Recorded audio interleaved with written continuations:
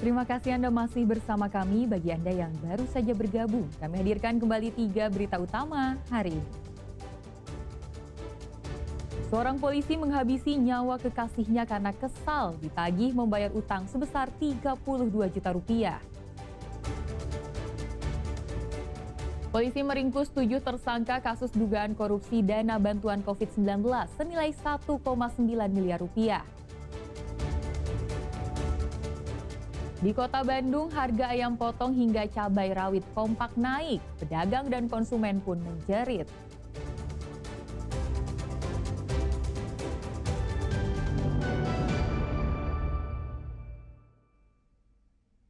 Berhati-hatilah saat Anda memarkirkan kendaraan Anda, jangan lupa kunci ganda.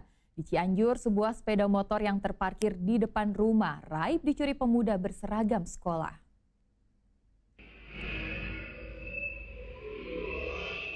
Menggunakan seragam sekolah, seorang pemuda masuk ke halaman rumah warga di Kampung Pajagan, Desa Gekbrong, Kecamatan Gekbrong, Cianjur. Setelah mengamati situasi, pemuda ini langsung menuju ke salah satu sepeda motor yang terparkir. Dalam waktu singkat, pemuda yang menggunakan helm ini langsung membawa kabur sepeda motor tersebut. Aksi pencurian ini terjadi Kamis siang. Aksi pelaku pun terekam kamera pengawas. Diduga sang pelaku merupakan siswa gadungan. Itu dia aksinya cepat, Pak. Hah? Aksinya dia cepat. Cepat sekali. Seragam. Itu Itu pelaku. sampai setengah jam lah kami. Itu pelaku pakai seragam sekolah. Pakai seragam sekolah, tapi saya nampak di CCTV tidak ada. Mungkin pelajar gadungan. Takutnya gitu ya. Nah, Pak, itu pintu waktu itu kebuka apa pintu ketutup? itu kebuka. Jadi Pak sudah lapor ke pihak polisian? sudah. Ada pihak polisian datang? Kejadian tersebut saat ini sudah dilaporkan ke pihak kepolisian dan tengah dilakukan penyelidikan lebih lanjut. Hal ini menjadi pengingat bagi kita untuk selalu waspada saat memarkirkan kendaraan meskipun di halaman rumah sendiri. Karena aksi kejahatan bisa terjadi kapan saja dan di mana saja. Rendra Gozali melaporkan dari Cianjur.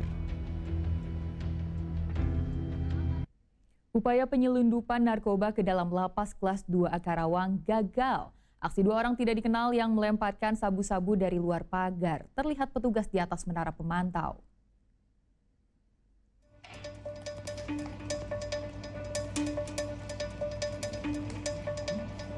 Aksi penyelundupan sabu-sabu terjadi di lapas kelas 2A Karawang. Aksi ini pertama kali diketahui oleh petugas yang sedang berpatroli di atas menara pantau. Jumat siang, petugas melihat 2 orang tak dikenal menggunakan sepeda motor berhenti di luar pagar lapas. Lalu salah satu pelaku melemparkan bungkusan plastik ke dalam area lapas. Petugas langsung melakukan penyisiran di dalam lapas dan menemukan bungkusan yang dilempar pelaku. Setelah dilakukan pemeriksaan, isi bungkusan adalah narkoba jenis sabu-sabu seberat 8,7 gram. Diduga sabu-sabu itu merupakan pesanan dari salah seorang penghuni lapas. Kini pihak lapas berkoordinasi dengan Satres Narkoba Polres Karawang untuk proses penyelidikan lebih lanjut. Dicek ternyata narkoba berupa sabu. Menurut dari kepolisian sekitar 8 ya, 8,7 gram. Itu kalau di dalam 8,7 pasti bisa dijual juga itu. Sebenarnya menyasar ke warga binaan. Kalau dugaan kami, karena semakin ketatnya lapas Karawang ini tidak ada akses lagi melalui pintu depan, jadi mereka menggunakan cara untuk pelemparan ke dalam lapas dan pasti akan tujuannya kepada warga binaan. Untuk yang ketahuan itu pertama kali, tetapi beberapa informasi intelijen kami di dalam sudah pernah ada percobaan sekitar 1 atau 2 kali. Polisi saat ini masih melakukan penyelidikan dan mengejar para pelaku untuk mengungkap jaringan penyelundupan narkoba. Ahli Yusuf melaporkan dari Karawang.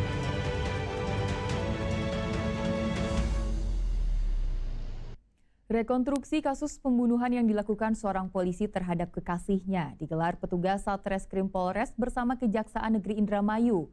Pelaku diduga tega menghabisi nyawa kekasihnya karena kesal ditagih utang sebesar 32 juta rupiah.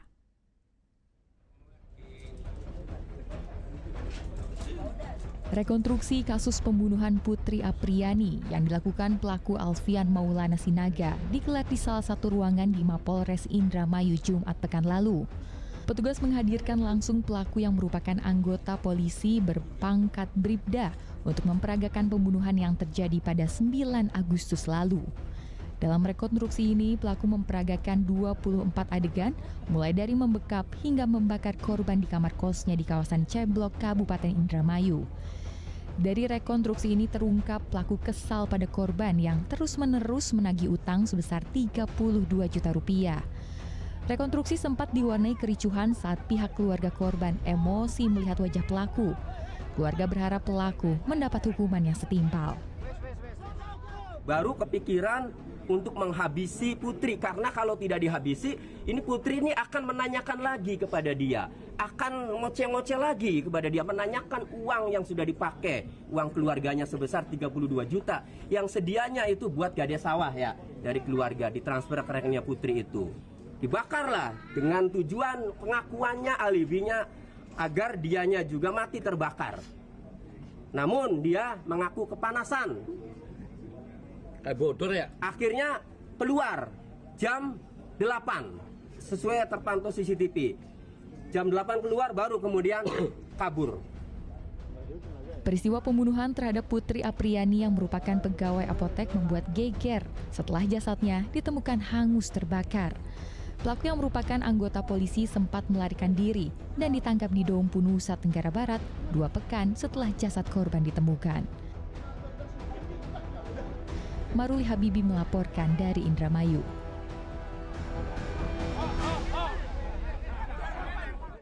Petugas meringkus 7 orang yang terlibat dalam kasus dugaan korupsi penyalahgunaan dana bantuan pemerintah untuk kelompok wirausaha baru yang ditujukan bagi masyarakat terdampak COVID-19 di wilayah Karawang. Akibat praktek curang para pelaku, negara mengalami kerugian hingga 2 miliar rupiah.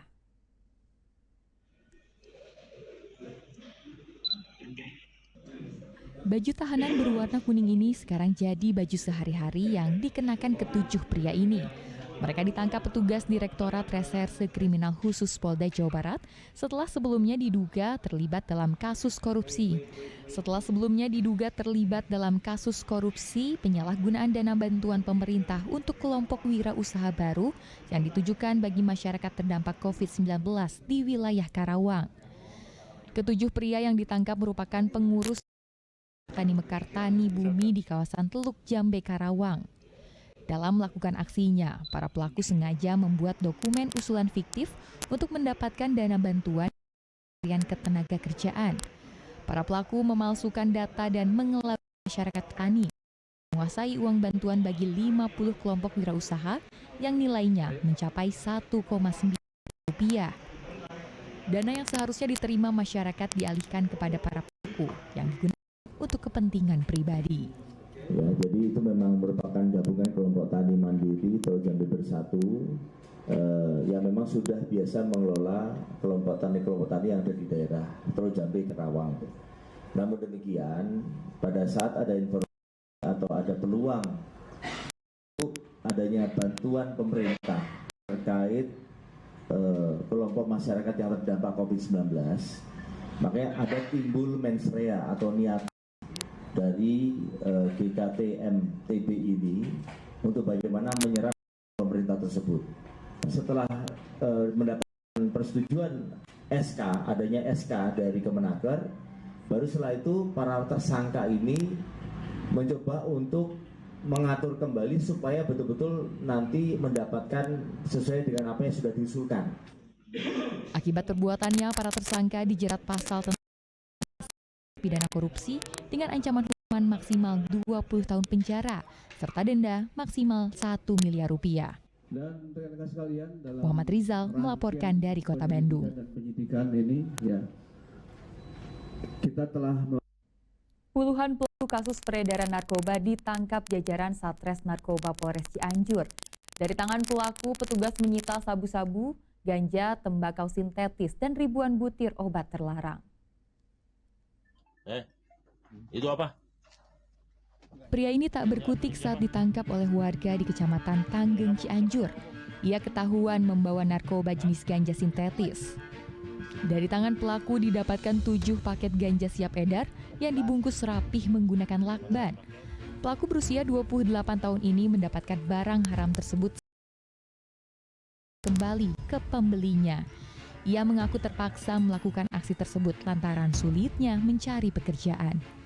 Tak hanya satu, sebelumnya petugas juga menangkap sebanyak 53 pelaku peredaran narkoba, jenis sabu-sabu dan obat keras tertentu.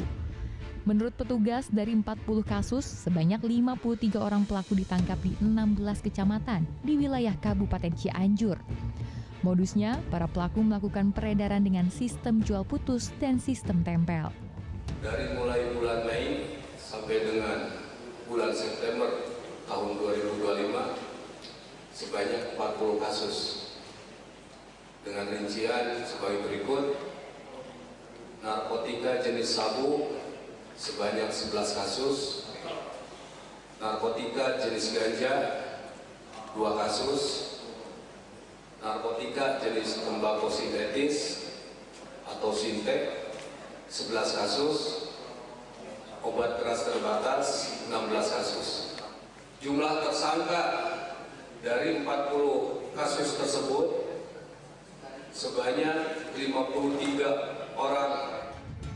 Dari seluruh tangan pelaku, petugas menyita 102 gram sabu-sabu, 655 gram ganja, 1,2 kg tembakau sintetis, dan 24.000 butir obat keras tertentu. Akibat perbuatannya, para pelaku akan dijerat pasal tentang peredaran narkoba dengan ancaman hukuman maksimal 20 tahun penjara. Rendra Gozali melaporkan dari Cianjur.